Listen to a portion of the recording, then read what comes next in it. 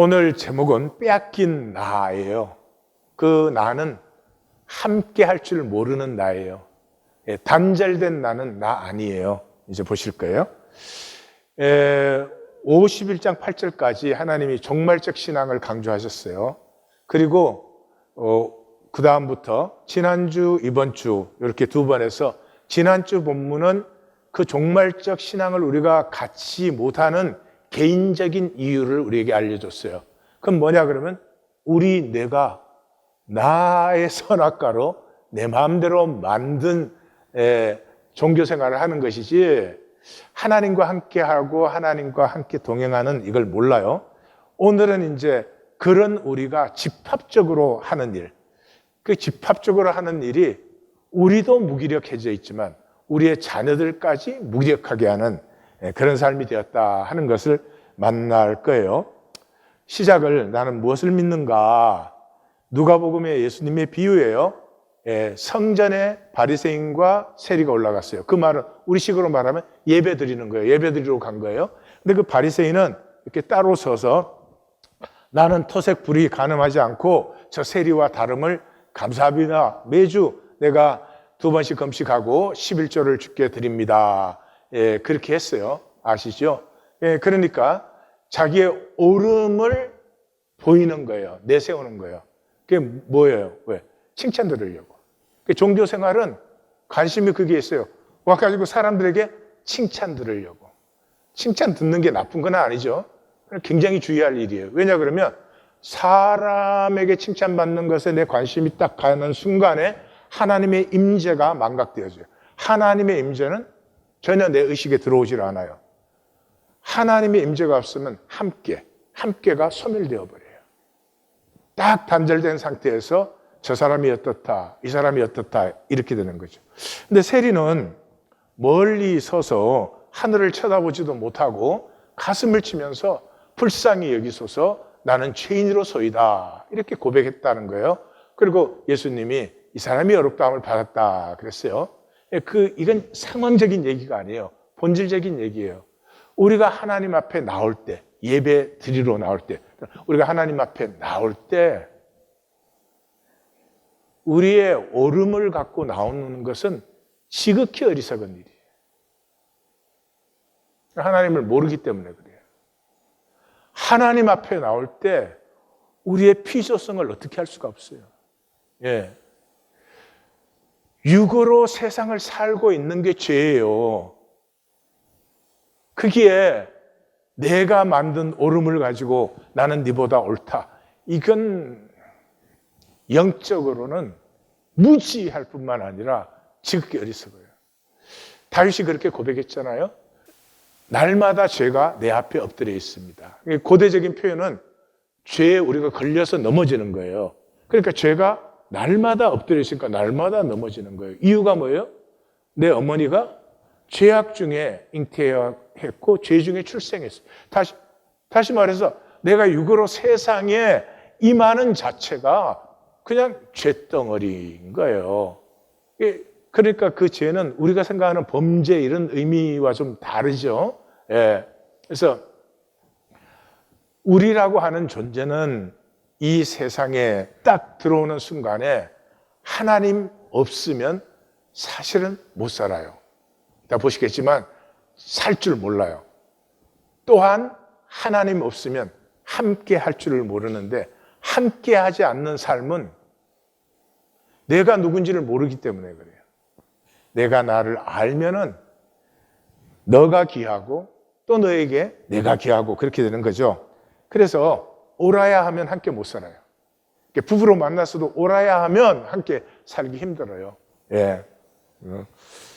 성경에서 그래서 가장 심각한 죄는 자기 옳음에 의해요. 이게 누구죠? 바리새인들이지.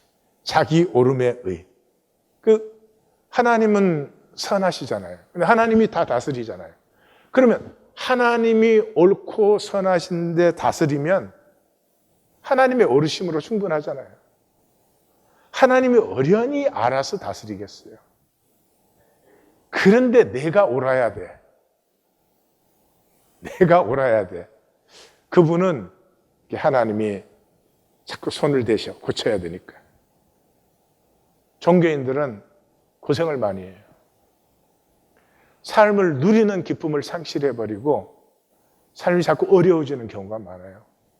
성경을 한마디로 줄이면 탕자의 비유예요. 탕자의 비유는 사실은 우리에게는 용납이 안 되는 비유예요. 큰아들은 옳았잖아요. 옳았는데 잔치자리에 못 들어갔단 말이에요. 작은 아들은 이 잘못해도 보통 잘못된 게 아닌데 아버지의 사랑과 은혜와 회복을 다 받았다. 귀한 자들의 문제는 뭐였어요? 자기들의 오름이었죠. 우리가 70년 야훼 종교 시키고 선지자의 말에 순종해서 우리가 예루살렘까지 돌아왔으면 그럼 우리를 통해서 유다 제국을 세워야지 왜 페르시아 제국이 이게 또 뭐냐? 하나님 이건 정말 말이 안 됩니다. 이러는 거죠. 근데 하나님이 하시는 거는 너희를 제국으로 세우려면 내가 손가락만 이래도 돼. 근데 나는 너희 자신을 회복시켜주고 싶어. 그 말은 뭐예요? 너희는 너희 자신을 모르고 살아. 내 생명이 너희 안에 있고 내 영광을 너에게 위임해 줬는데 하나님이 다스리시는 거 아니에요. 근데 다스림을 우리에게 위임해 주셨잖아요. 그거 모르고 너희는 모든 것에 종노릇 하잖니. 아무것도 아닌 것에도 종노릇하고 살지 않니. 그래서 삶을 그렇게 힘들고 삶의 보람도 기쁨도 못 누리지 않니? 그러니까 이제는 깨어나야지. 그래서 이번 주 본문이 깰지어다 깰지어다로 시작해서 깰지어다 깰지어다로 마감되죠. 근데 여기서 이제 중요한 것은 여기에 역설을 보셔야 돼요. 오름 가지고 하나님의 생명이 피어나지 않아요. 우리가 아무리 오라도 그것 때문에 하나님의 생명이 우리에게서 열리지는 않아요. 그래도 우리는 오름으로 가야 돼요. 내가 종교에서 귀한 자들이 주장할 만큼 오름까지 가야 거기서 절망을 만나요. 이렇게 해도 되지 않는구나. 마치 사도 바울의 신앙의 절정에서 클라이막스에서 오호라 나는 공고한 사람이로다. 이 사망의 몸에서 누가 나를 건져내랴. 이 사도 바울이 로마서를 쓸 때는 사도 바울의 신앙의 절정에서 만난 것이 자기의 절망이에요. 자, 그 절망을 만나면 깨어지고 하나님의 생명이 피어나는데 이때 중요한 것은 깨어짐을 마귀는 죽음이라고 그래요. 너 깨어지면 죽어. 너 새로워지면 죽는 거야. 너 돌이키면 너 쫄딱 망하는 거야. 그래서 돌이키지를 못하고 현재 있는 삶에 이렇게 매달려 있게 만들어요. 매달려 있으면서 나는 그래도 이게 안 된다는 건 안다. 뭐 이런 자기의 속임수를 쓰겠죠. 근데 성령님은 뭐라고 해요? 깨어짐은 죽음이 아니고 깨어납니다. Waking up. Wake up to who you are. 우리 이번 주 본문 전주 본문이 뭐였어요? 너는 누구냐? 너는 누구냐? Who are you? 너 자신으로 awake 해라. 그런 것이죠. 그래서 인생은 뭐 간단하지 않아요? 이거로 세상 사는 사람은 상황을 내 마음대로 하려고 사는 거 아니에요. 뭐 마음대로 쓸 수 있고 마음대로 할 수 있고 이러면 되는 거 아니에요? 그러나 영으로 생명을 피우는 것은 전혀 문제가 다르죠. 영으로 생명을 피운다는 것은 하나님과 그 신성을 누리는 것이에요. 하나님은 하나님의 생명을 우리에게 주셨잖아요. 생명이 하나님 생명 외에 있을 수가 있어요? 하나님의 생명을 우리에게 주시되 우리에게는 하나님의 형상과 모양을 따라서 자기 생명을 주시고 우리에게 다스림을 위임했잖아요. 그러니까 우리가 하는 것은 하나님이 주신 생명을 누리면 되는 것이죠. 누리면 되는 것이죠. 하나님이 주신 생명이 우리의 유업이고 그 유업을 우리는 누리는 존재예요. 우리가 만들어내고 조작하는 존재가 아니다. 그래서 오늘 전체 제일 중요한 것은 우리는 생명 유업을 누리는 존재다. 누려야 한다. 누리지 못한다면 왜 누리지 못하는지 스스로 점검해서 생명 유업 누리는 대로 가야지 이 가치 없는 삶을 상황이나 좀 내 마음대로 해보고 싶은 삶을 살면 안 된다. 이제 그거에 뒤아들 사이드는 그거예요. 죽음은 굉장히 고통스럽고 외롭고 무섭고 상실과 이 영원한 허무예요. 죽음은 고통스러워요. 몸과 마음이 고통스럽습니다. 예. 편안하게 죽는 사람도 그 전에 고통을 지나서 그 편안한 죽음이 와요. 그러나 그보다 더 힘든 것은 외로움이에요. 전적인 홀로가 됩니다. 이 예수님 바깥 어두운 데서 그랬죠. 어두우면 아무것도 없죠. 예. 그리고 무서워요. 엄청난 이 두려움입니다. 왜냐 그러면 unknown. 이 죽음의 세계를 아는 사람은 생명의 세계에 없어요. 그러니까 total unknown이에요. 너무너무 무서워요. 그리고 절대 상실이에요. 내가 뭐 이런 사람이야, 나는 이렇게 생겼다, 뭐 내가 그래도 뭐 살았을 때 이런 지위도 가졌다, 뭐 어쨌다 저쨌다. 내가 살아있는 동안에 나라고 생각했던 모든 것은 다 상실되어요. 내 생명만 남는 거예요.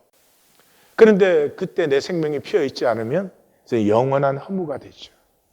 그래서 우리의 죽음의 시간은 이 현상의 죽음의 시간으로 맞이하면 안 되고 생명 유업을 가진 자로서 이 죽음을 맞이할 수 있어야 돼요. 생명 유업을 가진 자로서 죽음을 맞이할 때 사망아, 너의 이기는 것이 어디에 있느냐? 사망아, 너의 쏘는 것이 어디에 있느냐? 썩을 것이 불갑을 썩지 아니함을 입고 죽을 것이 불갑을 죽지 아니함을 입는도다 라고 죽음을 맞이할 수 있는 것입니다. 자, 오늘 본문은 3시간이 도래했다. 제발 좀 받으라. 그런 말이에요. 이 이사야서의 두 번째 단락 40장에서 55장이 주제가 보라 내가 새 일을 행하리라 하거든요. 그래서 이전 일을 기억하지 말라. 옛적 일을 생각하지 말라. 내가 광야의 길과 사막의 강을 내게 한다. 이렇게 하신. 그건 하나님이 토목공사 하신다. 그런 얘기 아니죠, 분명히. 예. 그러면 광야와 사막이 뭐예요? 내 삶이 내 삶. 우리 굉장히 메마른 삶을 살고 있어요. 때로는 나 스스로조차 숨쉬기가 힘든 그런 삶을 살고 있어요. 그 사막과 광야에 길과 강이 흐르게 한다 하는 것은 하나님의 생명수가 솟아나게 한다는 것이죠. 그래서 지난주 이번 주가 한 단락인데 보시면 시작이 스스로로 시작해서 마감이 스스로예요. 왜냐 그러면 하나님이 물리적인 걸 바꿔주는 건 하나님이 하시면 되죠. 근데 내 생명 유업에 대해서 스스로 깨어나서 누리는 건 내가 해야 돼요. 누가 내 생명을 대신 누려줄 수가 있어요? 없어요. 그러니까 그걸 모르고 자꾸 상황만 보니까 무기력한 데 빠져가지고 하나님의 마술적인 능력을 구하는 거예요. 거기에 대칭되는 부분은 시온아, awake. 내가 결박을 다 풀어놨잖아. 벗는 건 네가 해야지. 그러는 거죠. 그리고 그 안쪽에서는 여호와를 잊고 어찌하여 사람을 두려워하느냐. 이 완전히 전락된 거죠. 만물을 다스려야 될 존재가 사람을 두려워하니 그 너의 전락을 나는 이제 너의 심판을 끝내고 너 심판을 위해서 도구로 사용했던 자들을 심판한다. 그래서 너를 회복한다. 이 전락과 회복이 이렇게 대칭이에요. 그 안쪽에는 다리우스를 부르심이 나오죠. 다리우스를 불러서는 물리적인 새로움을 일으키죠. 예루살렘의 주권을 회복하고 예루살렘의 성벽을 쌓고 물리적인 회복을 일으켜요. 그런데 물리적인 회복을 아무리 상황을 바꿔주어도 거기서 생명을 누리는 것은 귀한 자들이 스스로 해야 돼요. 가슴이 새로워져야 돼요. 그런데 이 귀한 자들은 인도자도 없고 이끌 자도 없는 상태예요. 그래서 핵심이 17절에 예루살렘아 깨어라 일어서라 새 시간이 열렸다 하는 것이에요. 그래서 17절을 보면은 우리의 선악과의 삶, 나의 뇌로 내가 정한 이 법칙으로 살아가는 육으로 현상을 사는 너희는 이제 생명 회복의 시간이 도래했다. 그러니까 오늘 그걸 만나셔야 돼요. 내게 생명이 있다는 사실. 그리고 생명을 사는 삶이 회복되어야 된다. 더 이상 세상을 사는. 그래서 세상을 가지고 내가 누군지를 결정하고 뭐 하여튼 관계를 하고 이런 거 허상이 끝나고 하나님이 주신 생명이 회복되는 시간이 되어야 된다. 그거를 만나시면은 돼. 자, 여호와의 손에서 그 분노의 잔을 마신 예루살렘, 심판받은 예루살렘아, 깰지어다 깰지어다 일어설지어다. 내가 이미 비틀거리게 하는 큰 잔을 마셔 다 비웠다. 심판은 끝났다. 깨어나라. 정신 차려라. 그런 말이에요. 이 앞에서 넌 누구냐 도대체? 넌 누군데 도대체 그렇게 사느냐? 오늘 각자 물으셔야 돼요. 나는 누군데 지금 이렇게 살고 있는가? 나는 도대체 누군데 이렇게 살고 있는가? 스스로 묻지 않으시면 제 얘기는 아무 소용이 없어요. 18절에서 20절은 스스로 무기력하여 여호와의 분노 견책에 매달려 있는 귀한 자들. 매달려 있는 귀한 자들. 예, 매달려 있어요. 이상하죠? 내 삶이 행복하지 않고 내 삶이 무기력하고 내 삶이 내가 볼 때 내가 참 살고 싶은 삶이 아니면 거기서 벗어나야 되잖아요. 일어나 걸어야 되잖아요.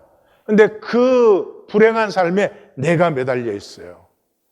뇌는 굉장히 이상해요. 안 좋을 때 안심해요. 왜냐 그러면 더 이상 나빠질 수 없으니까. 잘 될 때 불안해요. 일이 잘 될 때 불안해요. 이 도대체 무슨 일이지? 그 안 좋은 상태를 오히려 편안하게 느껴요. 굉장히 이상하죠. 잘 생각해 보세요. 잘 생각해 보세요. 내 삶에 불행하고 안 좋은 자리가 있으면 당연히 이렇게 생각해야죠. 내가 이렇게 살 수는 없지. 내가 새로워지리라. 내가 이제는 새로운 방식으로 살아가 보리라. 이렇게 해야 되잖아요. 절대로 그렇지 않아요. 자, 그래서 내 자녀 중에 인도자가 없고 내 후손 중에 이끌 자가 없어요. 그래서 두 가지가 닥쳤대요. 뭐가? 황폐와 멸망이 기근과 칼이. 황폐는 자연, 멸망은 인간, 전쟁. 기근은 자연, 칼은 전쟁. 그러니까 인간과 자연이 다 악해진 거예요. 그런데도 동정할 자도 위로할 자도 없어요. 근데 더 문제는 내 자녀들이에요. 내 자녀들이 그물에 걸린 영양같이. 부모 세대의 그 삶이 자녀들을 무기력하게 만들었어요. 지금 우리 시대에도 똑같이 적용되고 있어요. 우리 베이비 부모 세대들은 굉장히 열심히 일했습니다. 막 산업이 발전될 때이기 때문에 어디든지 가서 일하면 돈을 벌 수가 있고 뭘 할 수가 있고 그랬어요. 근데 지금 우리 자녀들은 굉장히 무기력합니다. 캥거루족이라 그러죠. 점점 늘어나고 있어요. 내 자녀들은 거물에 호랑이가 걸려도 무기력한데 영양이 걸렸으니 얼마나 무기력해요. 그래서 온 거리에 누웠으니 그들에게 여호와의 분노, 하나님의 견책이 가두다. 자녀와 오는 세대까지 절망 속에 살게 했어요. 꿈을 꾸지 못해요. 절망한다는 말. 꿈이 없어요. 그냥 편하게 안전하게 잘 살았으면 좋겠다. 문제 없으면 좋겠다. 그러는 거죠. 왜요? 함께가 없기 때문이에요. 꿈은 함께하는 자리에서 피어나는 거예요. 하다못해 데모를 해도 함께 할 때 뭔가가 이렇게 피어나는 거지 단절된 상태에서는 일어나지 않아요. 그래서 인도자와 이끌자가 뭐예요? 인도자와 이끌자는 함께를 만들어주는 자예요. 사람들이 하나가 될 때, 함께가 될 때 새로운 지향성이 생기는 거거든요. 그런데 자녀 세대에 그것이 전혀 없어요. 단절의 절망밖에 없는 이 세대와 오는 세대. 그래서 21절에 23절은 술이 아니라 애고에 취한 자들아 쉐마해라. 내 말 좀 들으라. 너 공고한 자 술 아니라도 취한 자는 이 말 들으라. 내 주 여호와 하나님께서 그 백성의 억울함을 풀어주시는 내 하나님의 말씀이다. 내가 심판의 잔, 내 분노의 큰 장, 내 손에서 거두어 다시는 너가 마시지 않게 한다. 그리고 너를 괴롭히던 자들이 마시게 한다. 전에 너를 보고 엎드려 우리가 넘어간다 하던 그 자들이 이제는 그들의 허리를 땅과 같게 하고 길거리 같게 하신다. 이 굉장히 고대적인 표현이에요. 좀 이따 이제 보실 텐데. 너의 심판은 끝났고 너를 괴롭히던 자들이 심판받는다. 이건 여기 역사적 상황만이 아니에요. 우리의 삶 전체를 말하는 거예요. 우리가 육으로 세상에 태어날 때 제약 중에 출생하고 제 중에 잉태된 것처럼 우리가 하나님의 심판 안에 태어난 거예요. 그런데 이 세상이 우리를 심판 기재가 되었는데 이제는 세상이 심판당하고 우리가 누구인지, 하나님이 나를 왜 어떻게 창조하셨는지 그것이 회복되는 시간이다. 그런 얘기예요.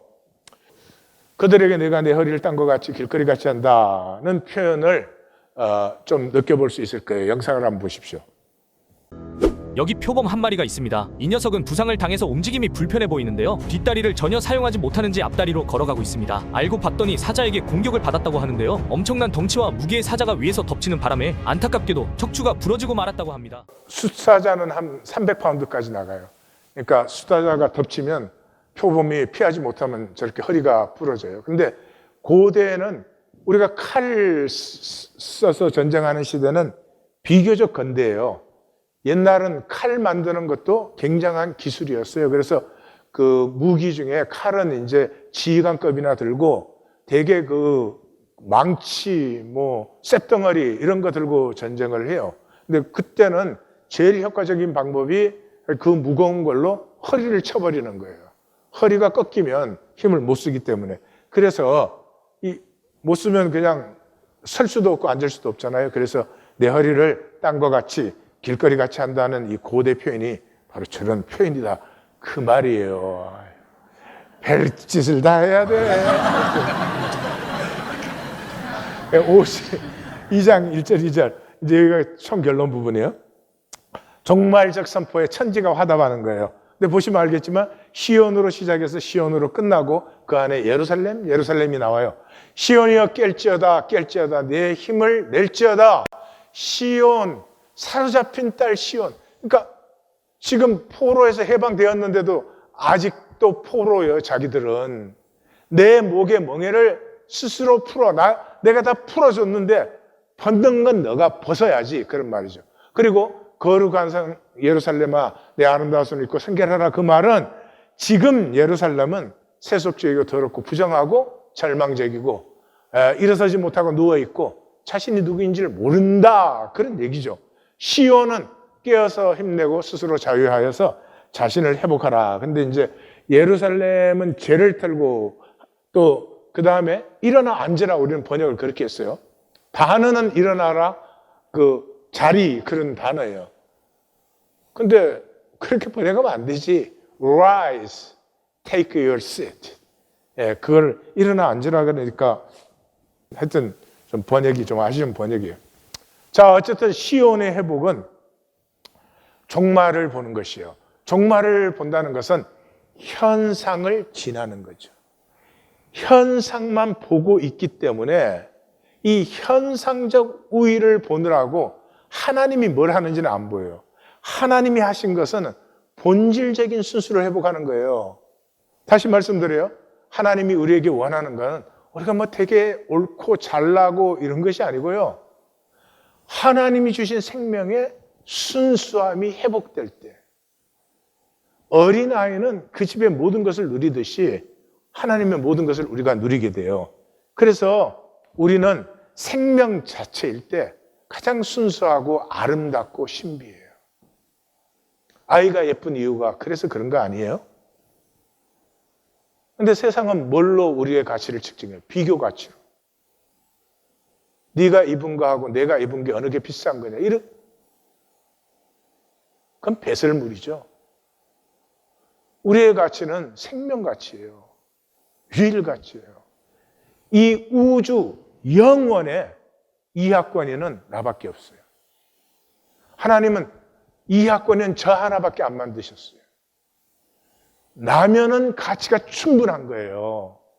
근데 나를 모르기 때문에 자꾸 비교 가치로 살려는 거예요. 니보다 나아야 된다. 이게 얼마나 이 참 비렁뱅이 노릇이에요. 그래서 종말적 신앙을 이때까지 강조했는데, 종말성이라는 것은 육과 현상을 벗은, 내게서 내 육과 현상을 벗긴 나, 하나님이 창조하신 나, 하나님의 생명의 나를 좀 만나셔야 돼요. 이게 제 소원이에요. 우리 성도님들이 자꾸 세상 조건과 상황으로 나를 보는 것이 아니라 하나님이 창조하신 나라는 존재, 생명을 좀 볼 수 있으면 좋겠어요.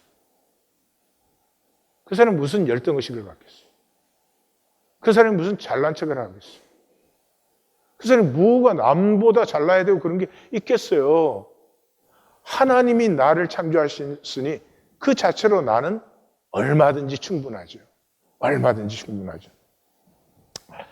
이제 엔카운터링 하면서 아버님 돌아가셨는데 참 어떻게 되셨을까, 그런 마음 가졌다 그랬는데, 이 종교의 이분법은 천국과 지옥으로 이렇게 딱 나누어요.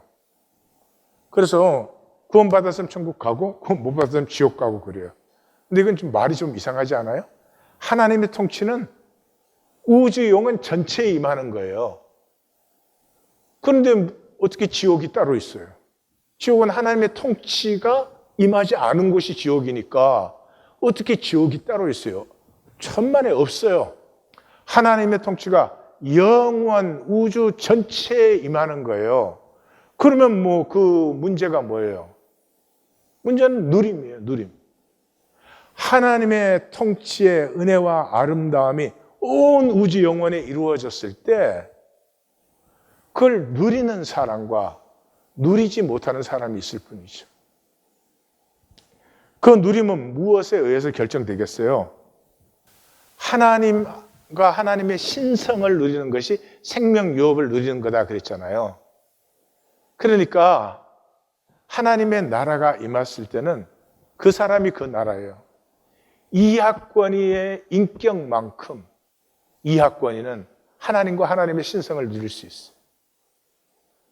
근데 그 현상 세계에 온 유일한 목적이 아까 생명 유업을 누리기 위해서다. 내 안에 씨앗으로 주신 생명을 피워내기 위해서인데 이게 한 번도 열린 적이 없고 피어난 적이 없어요. 그럼 누릴 것이 없죠. 그러니까 하나님 나라 안에서 바깥 어두운 데서 슬피 울며 이를 갈 수밖에 없죠. 하나님이 제한하는 게 아니죠. 우리가 누림을 선택하지 않은 것이죠. 내 현상 세계가 끝나면 선택이 없어요. 현상 세계 딱 끝나면 전부가 진리인데 무슨 선택을 해요? 이 현상 세계에 있는 동안은 진리가 있고 거짓이 있으니까 우리가 선택하는 거잖아요. 지금 생명을 선택하셔야 돼요. 그래서 모세 오경의 총결론이 Choose life. 생명을 택하라 하는 것이죠. 이 생명 택함을 열려면 생각만 해서는 안 돼요. 사셔야 돼요. 근데 우리가 살 수준이 안 됩니다. 그래서 3기본 시작하라는 거예요. 3기본을 해 나가면 드디어 하나님을 느끼기 시작해요. 임재를 느끼기 시작해요. 우리의 삶의 두 가지를 대적하셔야 돼요. 첫째, 인색함. 인색함은 필요한 것이에요. 그러나 생명을 열지 않는 것이에요. 보호가 필요하지만 그것 때문에 끝까지 열지 않으면 안 되죠. 두 번째는 자기 미신이에요. 우리는 여기저기 주워 들은 게 많거든요. 진리가 아니에요. 자기가 만든 자기 종교를 하나씩 다 갖고 있어. 그 자기 종교에 자기는 분명히 구원받았지, 내 종교니까. 내 생애를 마감하는 순간에 하나님과 하나님의 나라는 우리 모두에게 무한 허용됩니다. 그때는 누림밖에 없어요. 그런데 이 땅에 살면서 누림을 거부한 것. 내가 컨트롤하고 내가 지켜야 돼. 내 삶은 내가 놓으면 큰일 나는 거죠. 그러면은 우리의 하나님 창조한 나는 빼앗겨버린 거죠. 내 생명 유업은 빼앗겨버린 거예요. 그 세상이 그것을 어떻게 하는가 한번 보십시오. 이 세상은 지금 시장 제국이에요. Market Empire. 세상의 신은 Market God이에요. 그래서 성공의 표준이 효율성과 시장성이에요. 예. 아무리 좋은 게 있어도 좋은 걸 만드는데 엄청 어렵고 시간이 많이 걸리고 돈이 많이 들린다. 그건 이 사회에서 도태되어 버려요. 쉽고 편해야 돼요. 이 갈등하고 씨름하는 것은 이 세상에서는 환영하지 않아요. 이거 딱 들으실 때 종교의 설교 들으신 분은 잘 보신 거예요. 종교의 설교 부담 없이 믿으면 구원받습니다. 믿으면 은혜 받습니다. 그런데 가지 갈등하고 씨름하고 아무도 좋아하지 않아요. 부부가 결혼하면 무엇이 필요해요? 서로 정직하게 갈등하고 씨름하고 나누고. 근데 지금 결혼은 뭐예요? 나 결혼해서 너 나 편하게 해야 돼. 그런 시대 아니에요? 예. 그래서 저질화 되었어요. 저질화. 대중화 시켜야 되니까 저질화된 거예요. 그래서 행복이 욕망 충족이에요. 나됨이 현상자아예요. 예? 현상에서 내가 어떤 조건과 이 상황을 가지고 있느냐. 성공이 주류 삶이에요. 트렌드. 예? 예. 트렌드 한복판에 들어가야 되고 트렌드 있는 옷 입고 트렌드 있는 모임에 나가야 돼요. 자유는 내가 소비를 마음대로 할 수 있는 게 자유라고 생각을 해요. 그래서 우리의 삶은 욕망의 식민지화, colonization of desire. 그 결과 우리는 세상의 가축이에요. 노예 정도가 아니라 가축이에요. 기분스밖에 몰라요. 세상이 주어진 것밖에 몰라요. 주어진 것 중에 내가 어느 걸 갖느냐, 이게 난 줄 알아요. 그래서 나됨의 초월과 창조성을 완전히 상실해버렸어요. 그래서 세상에 저항을 상실했어요. 그 말은 possible. 나라는 한 존재로 말미암아 내가 한 생애를 사는데 이 생애를 통해서 무엇이 가능한가? 나는 어떤 삶을 피울 수 있는가? 이런 건 완전히 상실되었어요. 무엇을 내가 가질 수 있나? 그것뿐이에요. 그래서 노동 목적이 전락되었죠. 노동하는 이유가 편한 삶을 살기 위해서요. 예. 물리적으로는 편하다는 말은 마음대로 소비할 수 있는 거예요. 심리적으로는 사람들에게 칭찬 듣고 부러움 사는 거. 와, 저 사람이 가진 거 나도 가져봤으면. 그게 노동의 목적이 되어 있어요. 사람이 일을 하는 것은 자기 일을 피우는 거예요. 내 일을 통해서 내가 피어나는 거죠. 그건 위대한 그런 문제가 아니에요. 나만의 독특성의 그런 문제죠. 그래서 이 시장 제국은 대중이 자신을 소비자로 인식해요. 소비자로 인식해요. 예? 내가 무엇을 소비할 수 있는가가 나예요. 그리고 내가 소비하기 원하는 걸 소비하는 것을 행복 충족이라고 믿게 만들어요. 광고, 미디어, 교육, 정치, 경제가 전부 그거예요. 뿐만 아니라 생산물을 소비 대상화시켰어요. 우리가 뭔가를 생산해내는데 생산하는 이유는 팔기 위해서요. 소비 대상화하기 위해서. 저는 제 인생을 이렇게 돌아볼 때 참 많은 복을 받았는데 그 중에 하나가 선생님의 복이에요. 어디를 가든지 저는 선생님을 만나고 선생님의 사랑을 참 많이 받았어요. 근데 그 중에 하나가 제 친구 아버님이요. 그 여름방학 때 이제 그 집에 내려가면은 보통 때는 늦잠 자다가 시골에 가면 일찍 깨요. 그래서 일찍 깨서 나가면은 그 아버님은 농사 짓는 분들은 이미 그때 밭에 이제 나갔다 와 있죠. 그래서 이렇게 대문 앞에 이렇게 서 있어요. 그럼 제 옆에 가서 인사를 드리죠. 안녕히 주무셨습니까? 그래. 자네도 잘 잤는가? 근데 이 수준이 낮은 사람은 가만히 있지를 못해요. 그 아버님 가만히 있으면 나도 그냥 가만히 있으면 되는데 가만히 있는 게 불안해지거든. 불안해질 때 말을 하면 꼭 바보 같은 짓을 하는 거야. 예. 그래서 성환이랑 성애 학교 가고 나면 심심하시죠?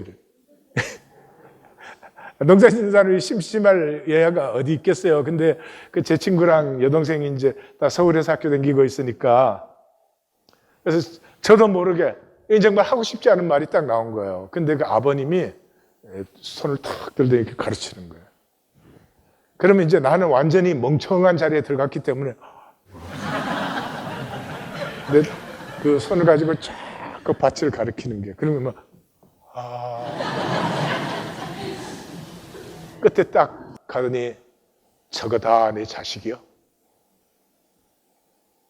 제 인생에 지진이 일어난 적이 여러 번 있지만 잊을 수 없는 순간이었어요. 농부는 한 해 농사 지어서 팔아서 돈 버는 것도 있지요. 그러나 자식처럼 갖기는 생명의 관계로 들어가는 거예요. 지금은 일하는 이유가 뭐예요? 돈 벌기 위해서요. 그러니 머리도 아프고 돈이 벌리겠어요? 안 벌리지. 여러분, 돈이 인격성을 가지고 있어요. 그렇게 도구화 수단화 시켜가지고는 돈이 들어오지도 않지만 들어와도 좋은 일을 안 해요. 돈과 인격적인 관계를 할 수 있을 때 돈이 들어오는 것도 잘 들어오지만 들어온 돈이 좋은 일을, 복된 일을 하고 또 나가는 거예요. 이 사회는 이 시장이 삶의 근간이에요. 그냥 내 삶의 가치는 시장 능력이야. 어느 자리에 가서 돈 얼마 받을 수 있냐? 그게 나의 전부라고요. 그래서 문화 전체가 하향 평준화가 됐어요. 왜냐 그러면 많은 사람이 즐거워해야 되니까 최소 공부의 수만을 구하는 거예요. 드라마 이런 게 대표적인 거죠. 여러분 드라마는 전부가 똑같은 플롯이에요. 그게 뭐 이제 드라마는 반드시 선악, 좋은 녀석이 있고 나쁜 녀석이 있고 그 다음에 꼭 출생의 비밀이 있어. 그리고 그 다음에 꼭 신데렐라 현상이 있어요. 그 이상에 꼭 재벌 3세는 청소하는 여자를 만나. 왜 그런지 모르겠어. 그런데 그게 또 위기가 와.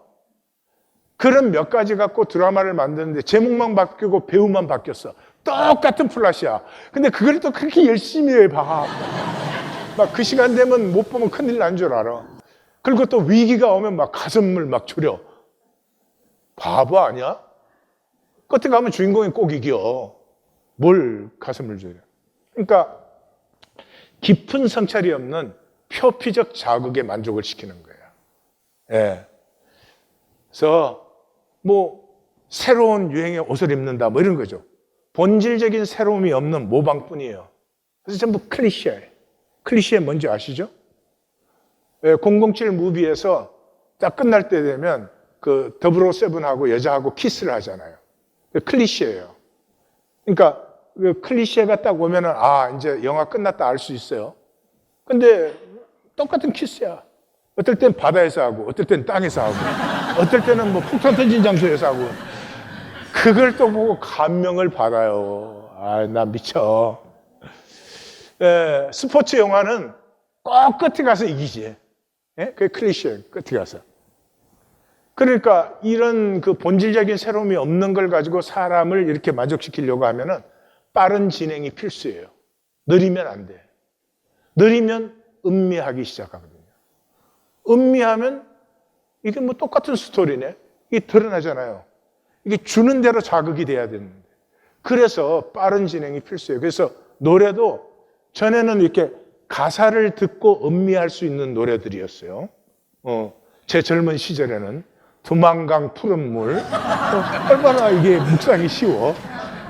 요즘은 가사를 들을 수가 없어. 막 이 감각적 자극을 만들어야 되기 때문에 결국은 이 시장 제국에서는 이 노동이 체계화돼요. 노동하는 이유는 돈 벌기 위해서요. 근데 버는 이유는 뭐기 위해? 쓰기 위해서요. 소비예요. 소비한 다음엔 뭐예요? 재충전하는 거예요. 재충전해서 뭐예요? 다시 노동하는 거예요. 그런데 요 쓰기를 할 때 과시가 들어오거든요. 그래서 돈이 나가대요. 그래서 오직 소비자로 존재하게 만들어요. 그리고 삶은 돈 주고 사는 것이에요. 삶의 신성함이 사라져 버렸어요. 예? 억만금을 주어도 그런 짓은 나는 하지 않습니다. 이런 건 옛날 얘기예요. 그래서 이 본문 전에 지난주 본문이 너는 누구냐? 너는 누구냐? 그렇게 살고 있는 너는 누구냐? 이걸 우리가 스스로 질문해야 돼요. 나는 누군데 이렇게 살고 있는 거야? 어떻게 사셔도 좋아요. 그러나 자기 스스로 성찰한 자기의 길과 방향이 있으면 돼요. 난 돈 많이 벌어서 마음껏 쓰고 싶어요. 그렇게 사셔도 돼요. 그것이 나의 선택이라면. 하나님 그게 잘못이다? 그걸 따지는 게 아니에요. 너의 가슴에서 나온 것이라면 나는 너를 하나님 우리를 축복하시는 분이에요. 이렇게 되니까 삶의 질이 전락되어졌죠. 예. 모든 것이 상품화됐어요. 돈을 냈으니까. 내가 돈을 냈으니까 즐길 권리가 있어요. 마사지 받는 것처럼. 고급 리조트 가는 것처럼. 근데 돈을 많이 줬으니까 마실 것, 먹을 것 마음껏 잘 내놔야 되잖아요. 그리고 즐기는 건 쉽게 즐겨야지. 어렵게 즐기는 건 즐거움이 아니죠. 그러니까 뒷동산은 올라갈 수 있지만은 K2는 못 올라가는 거예요. 그래서 돈으로 할 수 없는 깊고 순수한 본질 경험이 상실되어 버렸어요. 제가 표현을 이렇게 해서 그렇지만은 남자와 여자가 만나서 결혼을 하면은 그 결혼해서 함께 산다는 것이 얼마나 생명의 깊은 차원을 열고 나누고 하나가 되어지는 신비를 느낄 수 있어야 되는데 오로지 결혼하면 너는 나 편하게 나는 네 편하게 이혼 안 하고 사는 사람이 오히려 이상할 지경이에요. 진정한 새로움에 대해서 마비되었어요. 익숙해야 돼요. 여러분, 은혜로운 설교라는 게 뭐예요? 내가 이미 다 아는 거예요. 아멘 하면 하는 거예요. 졸다가 다시 들어도 미스한 게 하나도 없어. 아니, 우리 얘기가 또 왜 이렇게 나오고 말까? 예. 혁신적인 것보다 가볍게 즐기는 노동으로 회귀하는. 다시 말해서 생명의 질이 너무나 전락되어 있어요. 저는 추락이라고 생각해요. 전락이 아니라. 그래서 이 시장은 새로움의 출현을 막아요. 그러니까 껍질만 살짝 바꿔야지 사람들이 계속 사지. 너무 새로운 걸 주면 사람들이 익숙하지 않은 걸 배척하기 때문에. 그게 대표가 종교 아니에요, 종교. 예수님 왜 죽였어요? 종교가 예수님 죽였잖아요. 근데 왜 죽였냐고요? 예수님이 그렇게 악했어요? 예수님이 그렇게 해로운 일을 하셨어요? 예수님이 무슨 죄되는 말씀을 하셨어요? 딱 한 가지 이유예요. radical. 내가 이미 알고 있는 익숙한 세계를 깨고 들어온단 말이에요. 예수님을 죽여요. 결국은 이 시장에서는 우리는 주체가 아니라 객체예요, 객체. 시장이 기분, 주는 것의 수용자일 뿐이에요. 근데 주체라는 환각을 갖고 있어요. 이게 주어지는 것 중에서 나는 마음대로 소비할 수 있다는 거예요. 이 전국 노래자랑 송혜 씨가 돌아가셔가지고 그 사회자 새로 했다가 사회자를 바꿨다 그런 뉴스가 났더라고요. 그래서 제가 그거 보면서 방송국이 이 정도도 못 보나? 그런 생각을 했어요. 지금 한국은요, 이 베이비 부모들, 이 나이 드신 분들이 돈을 가진 주류예요. 근데 제가 베이비 부모거든요. 베이비 부모들은 돈 버는데 바빠서 즐길 줄 몰랐어요. 그래서 베이비 부모들이 한국에서 듣는 주류 노래가 뽕짝의 트로트예요. 그래가지고 이 난데없이 이 60년대 뭐 일제강점기가 다시 온 것도 아닌데 전국이 하여튼 뽕짝화가 됐어요. 한국이 전국이. 한국에 가 있는 동안에 TV만 틀면은 뽕짝 스테이지야. 뽕짝 스테이지. 볼 게 하나도 없어. 근데 이 송혜 씨의 전국 노래자랑은 원래 뽕짝의 분위기를 가지고 있고 송혜 씨는 그것과 잘 어울리는 분이에요. 그러니까 이 유지가 됐죠. 우리 때는요, 두 가지예요. 전국 노래자랑, 열린 음악회. 열린 음악회 그러면 약간 수준이 있어 보이잖아. 그지? 그래가지고 제가 이번에 가서 한국에서 만난 것은 뽕짝 콘서트가 열린 음악회처럼 클래시하게 됐어요. 그러니까 송혜 씨가 죽고 나니까 뽕짝을 들으면서도 사람들 다 어디로 몰려요?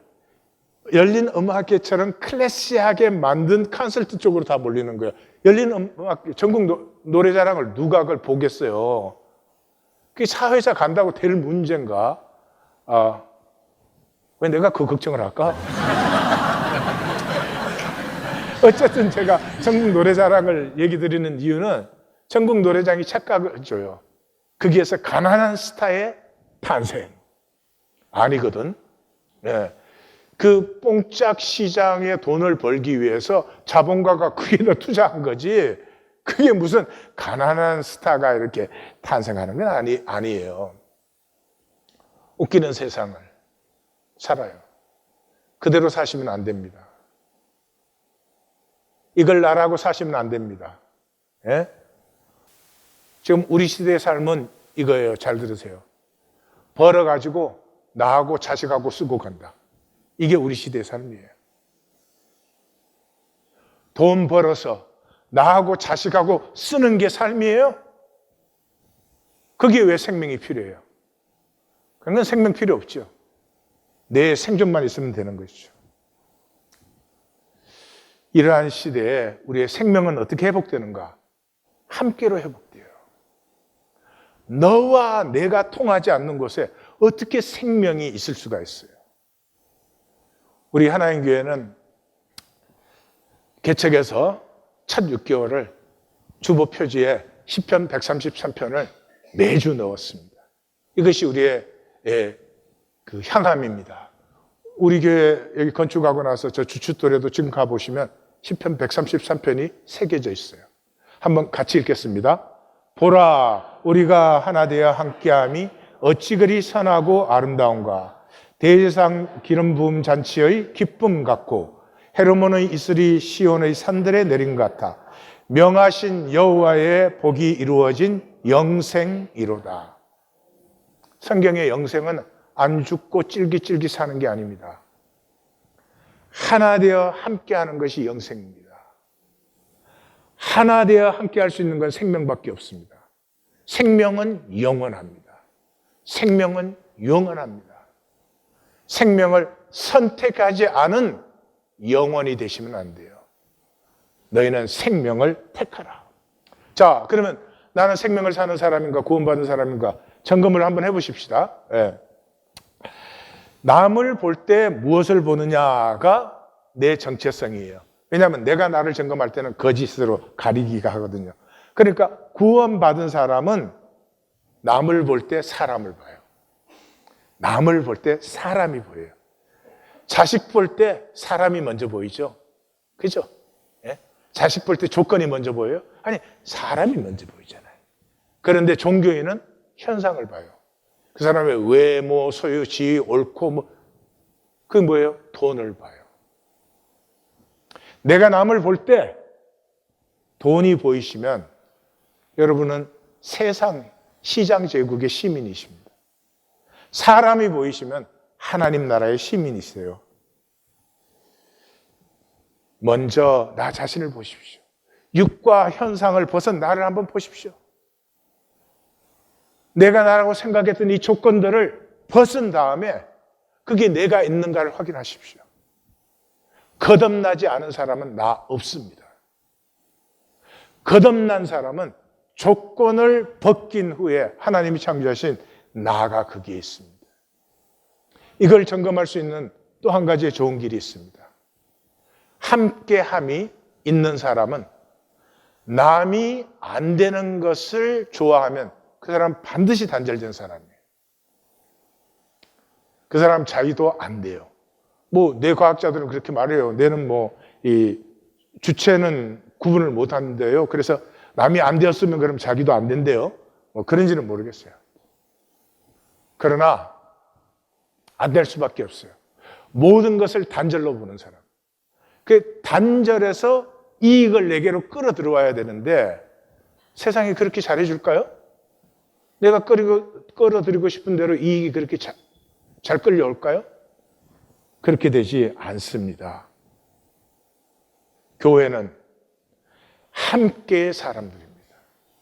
그리고 함께하는 유일한 이유는 부족하기 때문입니다. 너가 있어야 내가 완성돼요.